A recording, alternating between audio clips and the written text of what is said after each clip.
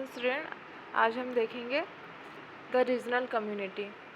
It is the large area where there are many similarity among the population. तो जैसे राज्य होते हैं वैसे हमारा रीजनल एरिया भी होता है कंट्री में, तो उससे हम बोलते हैं रीजनल कम्युनिटी। तो ये क्या है, एक लार्ज एरिया रहते हैं और उनमें जो पॉपुलेशन रहता है उसमें या तो सिमिलैरिटीज़ हो सकते हैं या तो ना भी हों।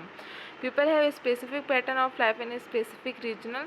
तो अलग अलग रीजन्स में अलग अलग जो पॉपुलेशन रहती है उनका क्या है, एक स्पेसिफिक पैटर्न ऑफ लाइफ रहता है, स्पेसिफिक टाइप का उनका लैंग्वेज होता है, उनका रहन सहन स्पेसिफिक रहता है। मतलब वो ज़रूरी नहीं है कि हर एक रीजन वाले का जो लाइफस्टाइल है, जो बोल चाल है, वो दूसरे रीजन वालों से मैच है।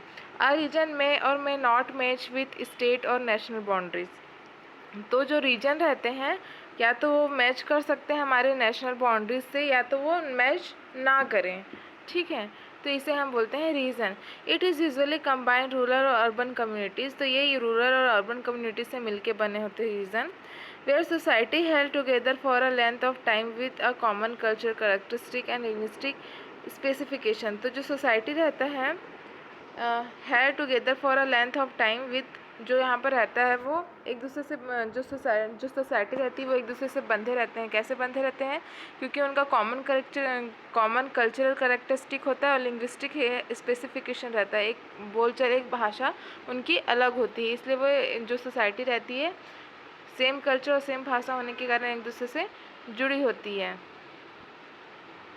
फिर कौन कौन से रीजन है हमारे इंडिया में? तो साउथ रीजन है, सेंट्रल रीजन है, वेस्टर्न रीजन है, नॉर्थन रीजन है, नॉर्थ ईस्टर्न रीजन है। रीजन विल हैव सब रीजन। अब इन सारे रीजन में सब रीजन भी है। जैसे इन साउथर्न रीजन, तो साउथर्न रीजन में क्या क्या आते हैं हमारे? तेलुगु आते हैं, कन्नाडा आते हैं, मलयालम आते हैं एंड तमिल आते हैं। फिर problem and impact on health. तो क्या क्या प्रॉब्लम है? Promote national disintegrity. तो जो रीज़न रहते हैं वो नेशनल डिसइंटीग्रिटी लाते हैं। जैसे कि जो रीज़न वाले लोग हैं उनके में अपने में वीक फीलिंग रहेगी, परंतु वो दूसरे स्टेट वाले लोग के लिए उतना वीक फीलिंग नहीं दिखाते हैं, जिसके कारण क्या आता है, हमारे नेशनल में डिसइंटीग्रिटी आती है। और यही कारण है जो हमारे नेशनल के प्रोग्रेस को क्या करती है? डिस्टर्ब करती हैं। जैसे कि with the regional and linguistic feeling of the unity and integrity of the nation is affected. जैसे कि रीजन फीलिंग के कारण जो लिंग्विस्टिक, क्योंकि उनका कल्चर अलग रहता है दूसरे स्टेट वालों से, उनका भाषा अलग रहता है, जिसके कारण वो हमारी यूनिटी और इंटीग्रिटी को अफेक्ट करते हैं हमारे नेशन के। So the national policy not reach और avoid health care to the region, जिसके कारण बहुत सारी जो पॉलिसी हमारे नेशन में जो पॉलिसी बनाई जाती है और बहुत सारे जो हेल्थ केयर फैसिलिटी प्रोवाइड किए जाते हैं वो वहाँ तक ईज़िली पहुँच नहीं पाते हैं, जो हमारी कंट्री के प्रोग्रेस को, डेवलपमेंट को क्या करती है? अफेक्ट करती है। Administration problem. Bigger state with more number of district will have administrative problem. तो जितना ज़्यादा स्टेट रहेगा, जितना ज़्यादा बड़ा स्टेट रहेगा उतना ज़्यादा वहाँ पर एडमिनिस्ट्रेटिव प्रॉब्लम रहेगा, क्योंकि ज़्यादा स्टेट बड़ा रहेगा तो ज़्यादा काम करना पड़ेगा और ज़्यादा ऐसे क्या बोलना चाहिए, रिस्पॉन्सिबल लोगों की ज़रूरत रहेगी। पर क्योंकि हो सकता है कि वहाँ पर रीजन्स हो, वहाँ के लोगों को में भी फीलिंग ना हो, जिसके कारण वो लोग अपना रिस्पॉन्सिबिलिटी सही से नहीं निभा पाएंगे, जिसके कारण क्या आएगा? एडमिनिस्ट्रेशन प्रॉब्लम आएगा। So district hospital and health care service establishing poor performance. So इस कारण से जो डिस्ट्रिक्ट हॉस्पिटल वहाँ बनाए रहते हैं, वहाँ पर जो हेल्थ केयर सर्विस बनाए गए हैं गवर्नमेंट के साइड से, उनके साइड से पुअर परफॉर्मेंस हमको देखने को मिलता है।